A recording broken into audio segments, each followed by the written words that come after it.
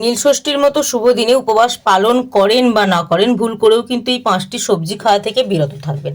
আমরা বেশ কয়েকটি নিয়মের মাধ্যমে কিন্তু আমাদের জীবনে সৌভাগ্যকে ডেকে আনতে পারি। তবে এই শুভ দিনে যদি আপনি এই কয়েকটি সবজি রান্না করে থাকেন বা খেয়ে থাকেন বা বাড়িতে নিয়ে আসেন, তাহলে কিন্তু আমরা আমাদের দুর্ভাগ্যকে ডেকে আনতে পারি। তো ভুল করেও আপনি এই কয়েকটি সবজি এই দিন আপনার বাড়িতে আনা থেকে বিরত থাকবেন এবং আপনি শুধু না, আপনার পরিবারের সকল ব্যক্তিদের খাওয়া থেকে বিরত রাখবেন।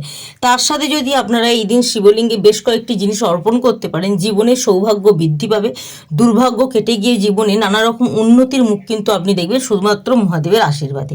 2026 সালের 13ই এপ্রিল 29শে চৈত্র পড়েছে, চৈত্র সংক্রান্তির আগের দিন পড়েছে কিন্তু নীলষষ্ঠীর উপবাস। যারা উপবাস পালন করবেন তারা সারাদিন কিন্তু উপবাস পালন করে সন্ধ্যার সময় 5টা 2 থেকে বিকেল সন্ধ্যা 7টা 15-র মধ্যে বাতি দিয়ে তবেই কিন্তু জল খাবেন। তবে সবার পক্ষে তো উপবাস পালন করা সম্ভব হয় না। যারা উপবাস পালন করবেনও না তারা কিন্তু শিবলিঙ্গে কয়েকটি জিনিস অর্পণ করতে ভক্তি এবং শ্রদ্ধার সাহায্যে পালন করতে ভুলবেন না।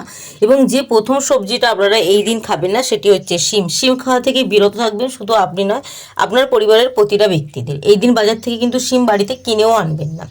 এই দিন আপনারা শিবলিঙ্গে একটি বেলপাতা অর্পণ করবেন, তবে নির্দিষ্ট নিয়ম মেনে। আপনি আপনার আঙুলের মধ্যমা দিয়ে চন্দনকে ভালো করে, বেলপাতা যে চকচকে দিকটা আছে তাতে ভালো করে সাদা চন্দন লেপে দিয়ে আপনি সেই পাতা যদি শিবলিঙ্গে অর্পণ করতে পারেন, চন্দনের দিকটা যদি শিবলিঙ্গে অর্পণ করতে পারেন, অত্যন্ত শুভ ফলাফল পাওয়া যায়।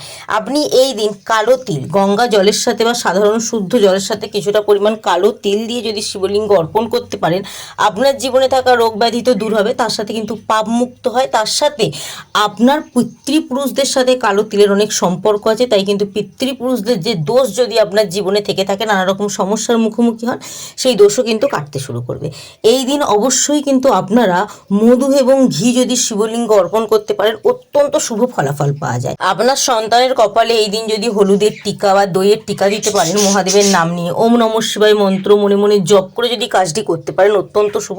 এই দিন কিন্তু 108 বার মহামৃত্যুঞ্জয় মন্ত্রটি আপনি সারাদিনে যখন হোক জপ করবেন, ভক্তি এবং শ্রদ্ধার সাহায্যে নিজের পুজো করার আসনে বসেই কিন্তু কাজটি করবেন, অত্যন্ত শুভ ফলাফল পাওয়া যায়। যে দ্বিতীয় সবজিটি আপনারা এই দিন খাবেন না সেটি হচ্ছে গাজর। গাজর খাওয়া কিন্তু অত্যন্ত অশুভ বলে মনে করা হয়। এই দিন ভুল করেও কিন্তু গাজর খাবেন না। তৃতীয় যে সবজিটি আপনারা খাবেন না এই দিন সেটি হচ্ছে মূলো। মূলো খাওয়াও কিন্তু অত্যন্ত অশুভ বলে মনে করা হয়। মুসুর ডাল খাবেন না, মাশরুম খাবেন না, পেঁয়াজ রসুন মাছ মাংস জাতীয় খাবার খাবেন না, এবং সর্ষে শাক পালং শাক এই সমস্ত শাক কিন্তু খাবেন না। এই সমস্ত শাক খাওয়াও কিন্তু অত্যন্ত অশুভ বলে মনে করা হয়। অবশ্যই কিন্তু এই কয়েকটি নিয়ম মেনেই আপনারা চলবেন। এই কয়েকটি সবজি খাওয়া থেকে আপনি না, আপনার পরিবারের সকল ব্যক্তিদের সাবধান করবেন এবং আপনি এই ভিডিওটি একটু শেয়ার করে দেবেন আপনার আত্মীয় পরিজনদের মধ্যে, যাতে তারাও জানতে পারে এবং এই কয়েকটি সবজি খাওয়া থেকে বিরত থাকে। এবার আপনি যদি মনে করে থাকেন মহাদেবের আশীর্বাদ আপনি অত্যন্ত পরিমাণে লাভ করতে চান, 108 সংখ্যাটি কিন্তু অত্যন্ত শুভ। মহাদেবের আশীর্বাদ লাভ করার জন্য কমেন্ট বক্সে 3 বার কিন্তু 108 সংখ্যাটি লিখে যান। আপনিও মহাদেবের আশীর্বাদের সাথে সাথে মা ষষ্ঠী দেবীর আশীর্বাদ লাভ করতে পারবেন। এবং যদি মনে হয় ভিডিওটা থেকে কিছুটা পরিমাণ জিনিস শিখতে পারলেন, আপনার উপকারে লাগলো, অবশ্যই কিন্তু ভিডিওটি সকলের মধ্যে শেয়ার করে দিন, যাতে সকলে জানতে পারে।